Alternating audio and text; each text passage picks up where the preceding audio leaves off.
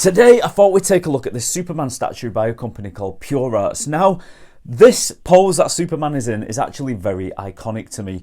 In the 80s, 1987 I want to say, there was a 6-issue miniseries released by DC, rebooting Superman. They were also doing it for multiple other DC characters because they were actually rebooting the DC universe. And this 6-issue run of Superman was drawn by an artist called John Byrne, and he was incredible. He's one of my favourite artists. He's up there with Jim Lee in my opinion. And in issue 6, on the very last page, he actually drew Superman in this very iconic pose. And like I said, I read those comics quite a lot, so this pose that Superman is in, I recognised straight away as soon as I saw it when I was scrolling the internet. And I had to have it. This for me is Superman by my favourite artist, in my favourite era, in my favourite comic books. And here it is in all its glory, and I've got to say it's absolutely beautiful. I think this figure looks a lot more expensive than it actually is. I paid £75 for this, and to me it looks more premium. It looks like it should have cost more money. And when you take a look at the amount of detail that is actually on it, it's absolutely stunning. It really is. Now what I'm going to do, I'm going to put an image up here of the John Byrne picture, which was on that last page of the 6th comic book run, and you can just see how accurate it actually is. And there you go, look at that, you can actually tell it is from this image. When I saw this online, I knew straight away what comic book this was pulled from, because to me it's just iconic.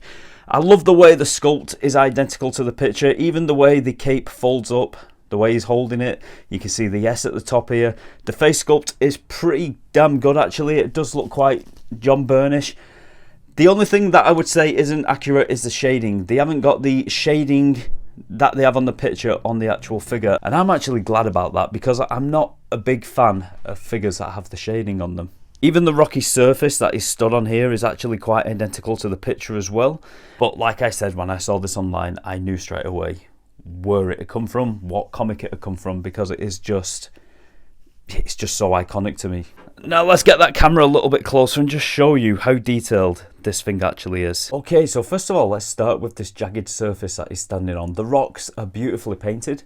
I like how they've got 2 shades of paint in here. It looks jagged, it looks sharp. And then you've got the smoke that is billowing out of these rocks, which is done really, really well. I really do like the look of that. And then as we go up, you can see the sculpt of the muscles, which I've got to say is very John Byrne. I love this artist. I read his comic books over and over again growing up, and I can just tell that this is the body that John Byrne would have drawn. It really is, and it's just beautiful.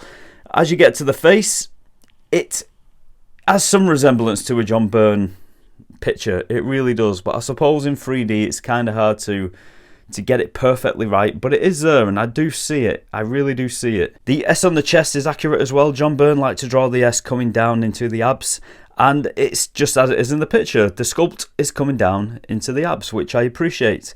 The cape is absolutely beautiful, and I just love how it's billowing in the wind. The belt buckle seems to have a little bit more detail than it has in the actual picture, and I don't mind that. I like that they've took these little liberties and they've added a little bit more to the figure.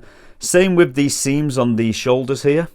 They're not in the actual pictures. This is what the designer, the sculptor, has actually put in, and I don't think it ruins the figure at all. I think it actually makes it look better, and it's still keeping that John Byrne pose.